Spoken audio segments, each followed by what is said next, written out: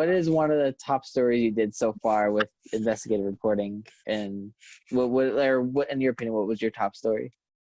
Well, one of my favorite stories is probably the Casanova Killer, which was a full-length documentary on a serial killer from 1974.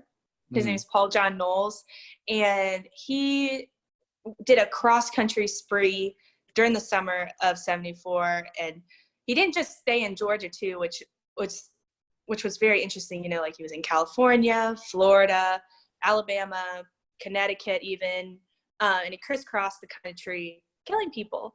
So it was very, and I don't think it's funny. I'm just, no, I understand. His story's interesting to me because he's not a well-known serial killer. And part of the reason is he's before Bundy, and he confessed to killing more people than Ted Bundy, but the notoriety never came because it was the same year as Watergate. So a lot of the coverage and reporting went towards covering that, and his killing spree kind of fell to the wayside. But this was a story I actually pitched while I was still in school, I guess January, February, right when I started with the team. And we got to see it through, and we actually released it in December of 2019. And we're less than 50,000 away from 1 million views. So that was pretty exciting.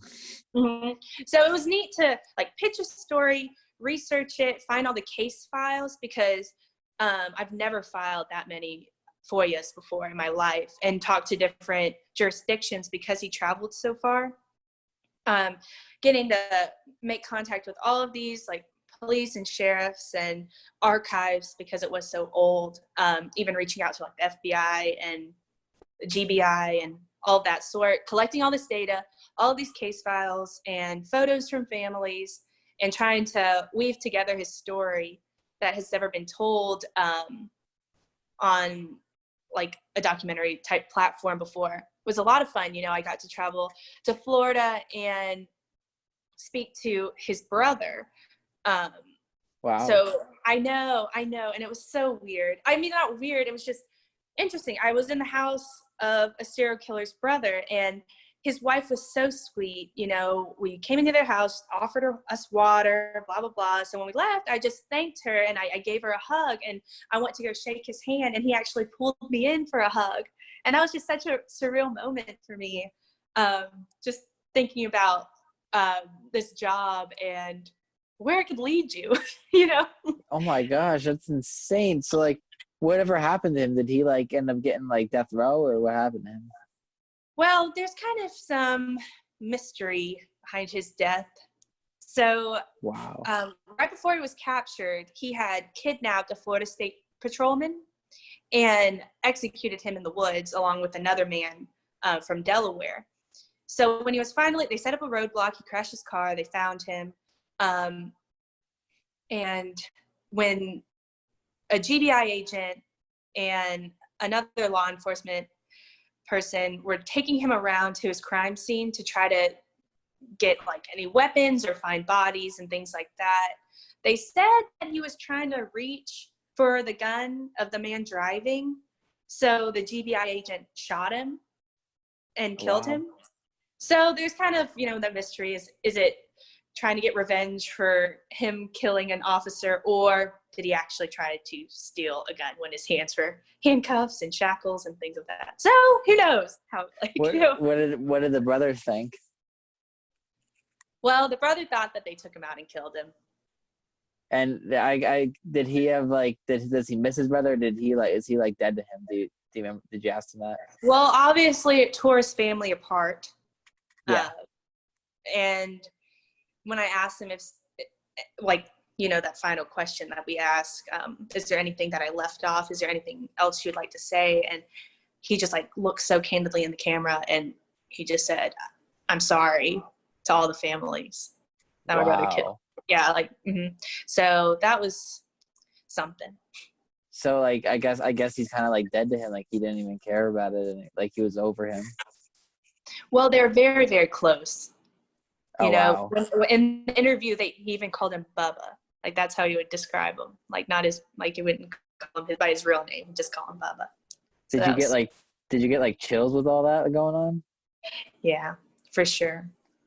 Yeah, And then, I mean, just like interviewing the victims' families, which are never easy, but part of this, he had 14 confirmed kills, but left behind these tapes confessing that he killed 30 people. So there's a lot of the opportunity to close cold cases with this story, not just, glorifying a serial killer for no reason, telling their story when they shouldn't have their story told. There's a chance to bring closure to some of these chapters. So part of the way that we crisscrossed him and pointed him in different locations during the summer was through his credit card receipts. So he would steal his victims' credit cards and put on their clothes and kind of become that person. And I know, run up their credit cards. And so when I released that, after our story was released, I reached out to some of the law enforcement in those areas where he made purchases to see if they had any cold cases from that time period. And a few people did get back to me looking into those cases to see if they can connect him with Paul John Knowles, which has been very interesting.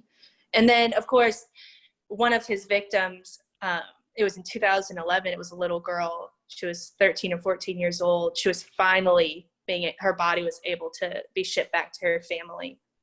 And that's like, I don't know, so many years since 2011. Damn. So that was cool.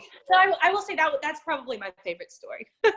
Yeah, I'm sure that's like super interesting. Like, it's not every day you get to interview a serial killer's family type of thing. That's actually kind of crazy. Like, I guess because like I've actually it's kind of crazy you mentioned that, because the past 2 days I kind of like saw something on YouTube about like some a cold case or something, and like and then they started like watching all these mystery videos, and like it always gets me to wonder like how they find these stories, and like what happens actually, and like what the aftermath was, like what's like the real answer behind all this, and like that's so interesting.